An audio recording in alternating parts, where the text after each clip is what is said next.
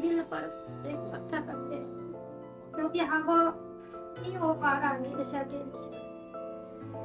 इस बात पे तुम्हारा भी गला घूम जाता है, पर तू क्या करे, क्या करे। कहानी उस परिवार की जो अपने बेटे के लिए ही मांग रहा है इच्छा मृत्यु।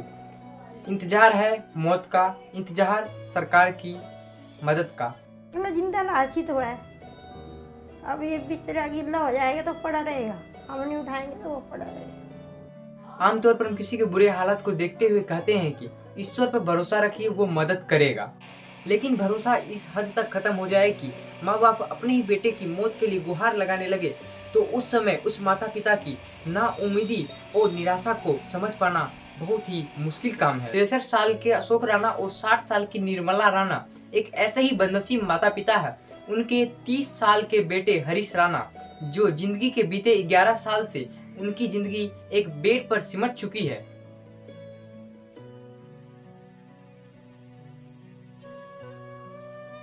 हरीश ना कुछ बोल सकते हैं और ना कुछ महसूस कर सकते हैं। मेडिकल साइंस की भाषा में इसे वेजिटेटिव स्टेट कहते हैं। हरीश की मां को उम्मीद था कि मेरा बेटा एक दिन ठीक हो जाएगा, लेकिन दिन, महीने और 11 साल बीत गए, लेकिन हरीश में कुछ बदलाव नहीं आया। निर्मला राणा और अशोक राणा ने अपने बेटे की हालत को देखकर हाई कोर्ट में अपील की कि उनके बेटे को यूथेनेसिया यानी कि इच्छा मृत्यु की इजाजत दी जाए।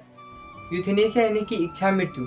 यदि कोई मरीज वर्षों से कोमा में है और उसके ठीक होने की कोई संभावना नहीं है, तो उसका लाइफ सिस्टम सपोर्ट हटाया जा सकता है। दुनिया में कुछ ही ऐसे देश है जहां यूथेनेसिया की इजाज़त है, जैसे Austria, Belgium, Netherlands, Spain, Colombia, Australia, New Zealand, America के 11 राज्य। ज़्यादातर विकसित देशों में भी ये गैर कानूनी है। ब्रिटेन जैसे देश में भी यूथेनेसिया की इजाज़त नहीं दी जाती है।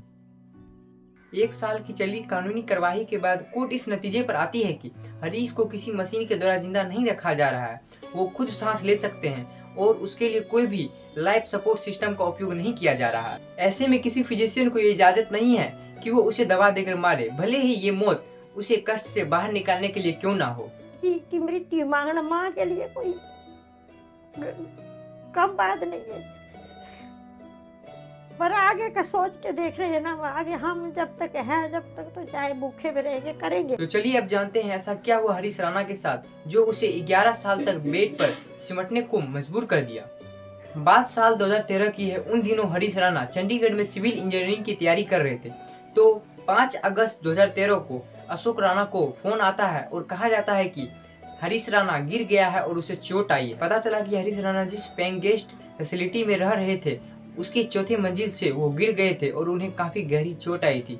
डॉक्टरों के द्वारा कहा गया कि इनके दिमाग की सभी नसें पूरी तरह से सूख चुकी है। शुरुआत में हरीश राणा का इलाज चंडीगढ़ के पीजीआई में चला और उसके बाद दिल्ली एम्स और कई प्राइवेट हॉस्पिटल में उसे ले जाया गया, लेकिन हरीश राणा में कुछ बदलाव नहीं आया। बेटे के इलाज के लिए उन्हें अपना दिल्ली का मकान भी बेचना पड़ा और अभी वो गाजियाबाद के 1-2 कमरे के फ्लैट में रह रहे हैं। अब बेटे के इलाज के लिए इस परिवार को खर्चा उठा पाना काफी मुश्किल हो गया है।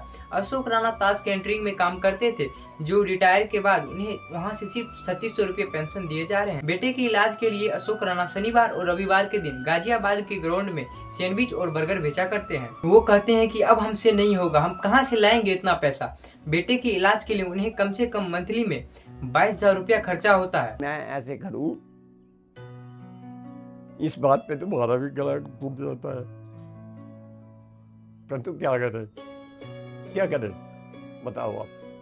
ठीक है, हम नहीं कर सकते, कुछ सेवा कौन करेगा। हुए गले से वो कहते हैं कि कौन मांग सकता है अपने बेटे की मौत की दुआ। जब ये बात सोचता हूँ तो रात को नींद नहीं आती है। हरीश राणा के वकील मनीष जैन कहते हैं कि हमने अदालत से अपील की थी कि एक मेडिकल पैनल तैयार किया जाए जिसमें यूथेनेसिया हो या नहीं हो, लेकिन अदालत के द्वारा इस बात को इस तरह नकार दिया गया कि यह कोई लाइफ सपोर्ट सिस्टम नहीं है, लेकिन फूड पाइप के द्वारा खाना देना भी तो एक लाइफ सपोर्ट सिस्टम है। कोर्ट ने मरीज के प्रति सिर्फ हमदर्दी जताई, लेकिन फैसला हमारे हक में नहीं दिया। तो अब बस इतना ही कहना है कि या तो उसे यूथेनेसिया दे, यदि ना दे तो उसे किसी अच्छे अस्पताल में खर्चे पे रखा जाए। पेशे से डॉक्टर और सुप्रीम कोर्ट के अधिवक्ता आर किशोर कहते हैं कि लोगों का मानना है कि ईश्वर ने ही जीवन दिया है और इसे लेने का हक भी उसे ही है। ऐसे में कोई मरीज जो ना कुछ बोल सकता है, तो हम बिना उसके इजाजत के ऐसा बड़ा कदम नहीं उठा सकते हैं। यहाँ एक अनिश्चितता बनी रहती है, क्या पता आज वो होश में नहीं है और कल को होश में आ जाए, और यदि हम उसे मार देते हैं तो उसके ठीक होने का मौका हम उससे छीन लेंगे। हरीश को इंजीनियर बनना था, बॉडी बिल्डिंग का शौक था और घर के बड़े बेटे थे और घर को उनसे काफ़ी उम्मीद थी, मगर आज उनके परिवार की सारी उम्मीद टूट चुकी है। हरीश जैसे कई लोग जो इस स्थिति में है, तो उनकी मौत का, उनके जिंदा रहने का आखिर कौन फैसला करे। कहने का मतलब ये है कि हरीश राणा जैसे बहुत से मरीज जो इस स्थिति से गुजर रहे हैं और उनके परिवार उसको ठीक करने में अपना जीवन का सारा धन लगा दे रहा है, लेकिन जब उस परिवार के पास उम्मीद ही नहीं बची है तो कब तक ये परिवार सरकार से बिना उम्मीद के गुजारिश करती रहेगी। अब सरकार से बस इतना ही गुजारिश है कि यदि उसे यूथेनेसिया की इजाज़त नहीं दे सकते हैं तो उसे किसी अच्छे अस्पताल में खर्चे पर रखा जाए। नहीं हो पा रहा मेरे साथ इनसे। इस बात पे तुम्हारा भी गला टूट जाता है। पर तू क्या करे, क्या करे।